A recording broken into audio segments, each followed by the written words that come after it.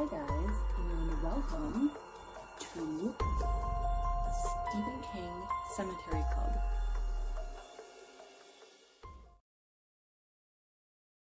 Hi guys, we are on the second Bachman book, which is The Long Walk. This is from 1979, and we're just going to do one video on it because it's pretty short and it's actually pretty repetitive. Most of it is... It's interesting how Stephen King managed to stretch this book out.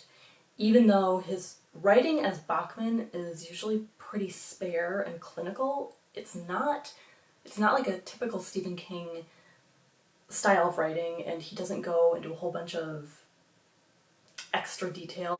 And the fact that he's able to stretch a book with this concept for so long, it's very interesting. It makes you want to keep reading to see how he is going to make this last. It's divided into parts, so part one is starting out. The chapters begin with quotes from game show hosts, at least initially, and then it progresses into just other game type quotes. And we meet our main character, Raymond Garrity, and he is 16 years old. He's been driven to this contest by his mother, and he meets a couple other people at the starting line. He meets Peter McVries, he meets Hank Olson and Art Baker, and the concept of this walk is kind of like a little fabled. No one really knows because only one person survives, and that person is probably pretty messed up at the end of it. And we don't really know the concept. It's explained to us as we go. The Major arrives, and he's the one who's in charge of this long walk. Quote, "It was rumored that the Major's eyes were extremely light sensitive, and he was never seen in public without his sunglasses." Page 144. So we find out that this walk has been a big thing. 100 boys have shown up, and all of the boys who were arriving as backups are sent home because everyone has actually arrived and fulfilled their duty. So they start their walk at 9 a.m. and you have to walk at least 4 miles per hour, and you get 3 warnings and then you're shot. So if you drop below that, or if you leave the road, or if some other interference happens, you get a warning. You have a warning for an hour. So if you get 2 warnings, once you've walked for 2 hours, you lose both of those warnings and you start at 0 again.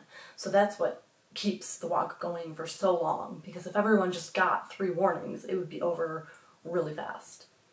So we meet a guy named Gary Barkovich, and he gets 3 warnings really early on. He has a plan, but he's like testing the warning system. I don't know. No one likes him on this walk. Everyone hates him. He is not really a pleasant guy to be around.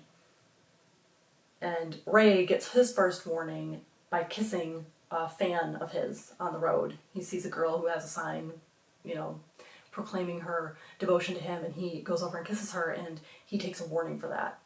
And that's interesting because in the beginning it is kind of a game, and it's kind of like, oh, pretty girl, it's worth a warning. Later on, not so much. Chapter 2, quote, "Everything went slowly then, as if to match the way Curly was walking. The soldiers on the back of the slow-moving half-track raised their guns. The crowd gasped, as if they hadn't known this was the way it was. And the walkers gasped, as if they hadn't known. And Garrity gasped with them. But of course, he had known. Of course, they had all known. It was very simple. Curly was going to get his ticket." Page 155. So this is the first victim. He gets 4 shots to the head, and I don't understand the crowd gathering to watch something like this. I don't have that kind of curiosity. I'm not one of those people who drives by a car accident and wants to see what's happening. I just don't want to know. I don't want to know. So to me, the fact that people are willing to come out and hang out on the sides of the roads, camp overnight to watch the progression of these people, have parades, just all this stuff, it is very foreign to me. And I don't like it. It makes me a little uncomfortable. So we're finding out that this walk is pretty harsh, pretty brutal, and the boys have all volunteered for this, and they've had chances to back out. There's like a standard back out date where you can decide you don't want to do this. And only one person survives. One person out of 100. The odds against you are just enormous. And yet all these boys have signed up and decided that it's worth the risk. I would not take that risk. I would not. And I would be pissed off if anyone I knew took that risk. Because the winner gets whatever they want. But that does not seem worth it to me. Definitely not. So we find out that Garrity has become fixated on a guy named Stebbins. Stebbins is someone that he kind of noticed at the beginning of the walk. He's scrawny, he's, just a lanky guy, and Garrity has gotten it in his head that this Stebbins will be eliminated pretty quickly. He kind of thought he'd be the first one to go. And we'll find out that Stebbins becomes a major fixation for Garrity. Part 2 is going down the road. So we have rain and hail and just all this stuff that happens during this walk. And the boys get rations in the morning and they have to make them last. They get water whenever they want, but they have to ask for it themselves. Quote, "A feeling of panic rose in his gullet. He was suddenly and terribly sure that he was looking at the last daylight in his life. He wanted it to stretch out. He wanted it to last. He wanted the dusk to go on for hours." Page 167. So, as the walk commences, we find out that all these boys are starting to feel like, oh my gosh, I've made a huge mistake. This is a terrible way to die. I'm trapped.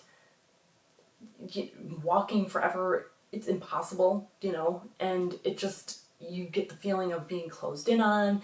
It is a very claustrophobic feeling, a very bleak feeling, a very final feeling. And there's a kid who freaks out after he gets 3 warnings. He runs off into the woods and the soldiers just calmly follow him and take care of him. There is no escape on this walk. Quote, "He could not even kid himself that everything had not been up front, because it had been. And he hadn't even done it alone. There were currently 95 other fools in this parade." Page 171. So now we're 44 miles in, which sounds like a ton. Garrity is working with 2 warnings now, and Stebbins finally talks to him.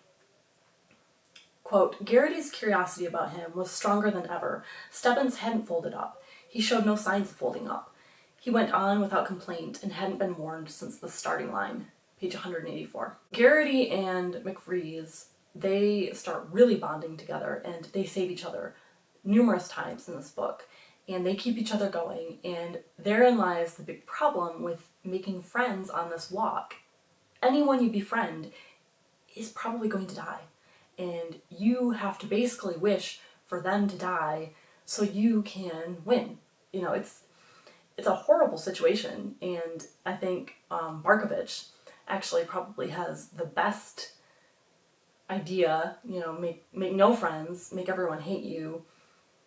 And that kind of works because then you don't have the attachment, but then I guess at least if you're befriending people, you have some comfort at the end of your life. It's a difficult situation. I don't know what the best solution is. Garrity is starting to get through the walk by using his girlfriend Jan as a focus. He's gonna just focus on winning and getting back to her, and that's his motivation. Quote, "He seemed to have put in as many miles in his brain as he had with his feet.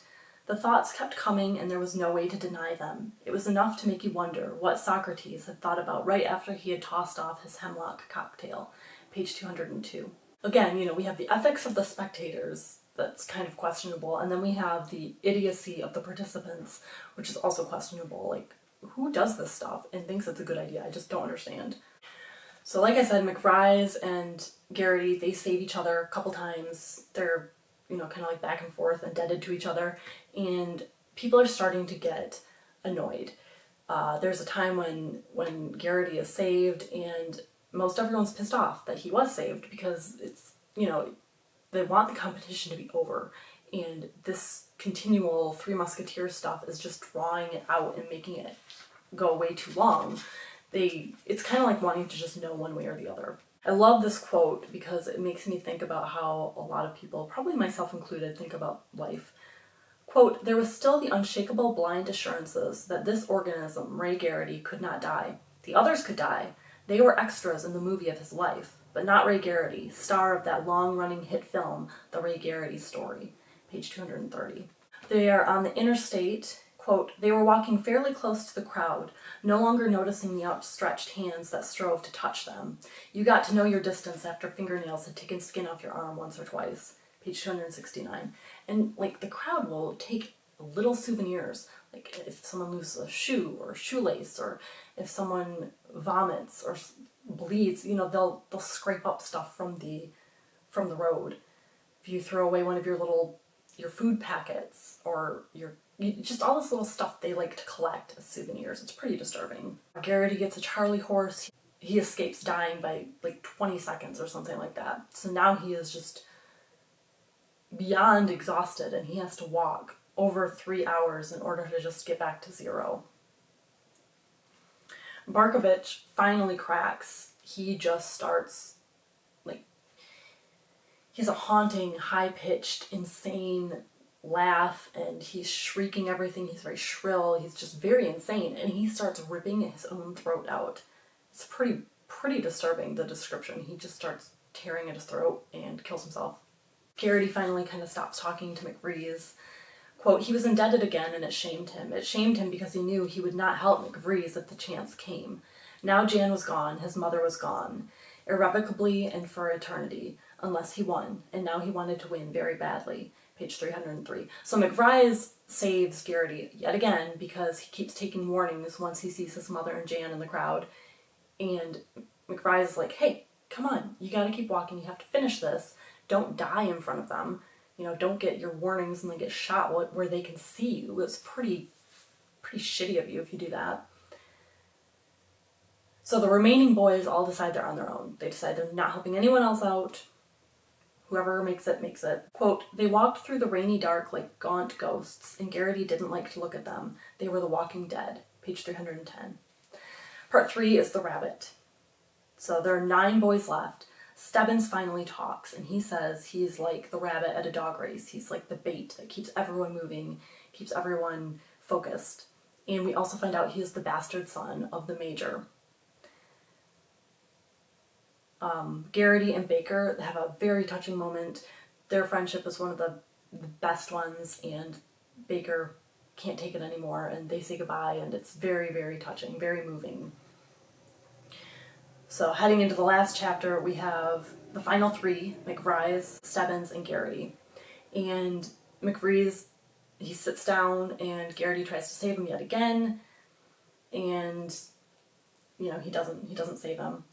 Stebbins claws at Garrity, desperate. He falls down dead, and Garrity keeps walking. And he keeps walking. He sees a dark figure ahead that he knows he has to... He's won, but now he sees this other person who doesn't exist in the future, and he has to go try and outwalk this person. Quote, he knew that figure. If he could get a little closer, he could make out the features. Which one hadn't he walked down? Page 321. So he is basically like cracked. He has been walking. They've been sleeping as they walk. You know, that's the only way to get any rest. You have to keep walking as you sleep. And he is just, we have no idea what he wins, but we don't have any idea what the lasting implication of this will be. You know, he's obviously going to be messed up. He saw so many people die in horrible ways. And, you know, he obviously is, I don't think that the prize is worth it to him, too. He'll never be the same, and I don't think it could be worth it. So, yeah, that is the second Bachman book, The Long Walk. Let me know what you thought of it down below. I think it's a good one. I like this book. I do think it's a little long. Like I said, you know, he takes a concept and he makes it stretch out really far. It's pretty impressive what he does with it. But I also, I don't know, I'm not a huge fan of dystopian future type stuff. There are very few characters in it. You know, I don't mind Gary. You also kind of figure that he is going to win, so there's no big mystery there. Have a spooky day.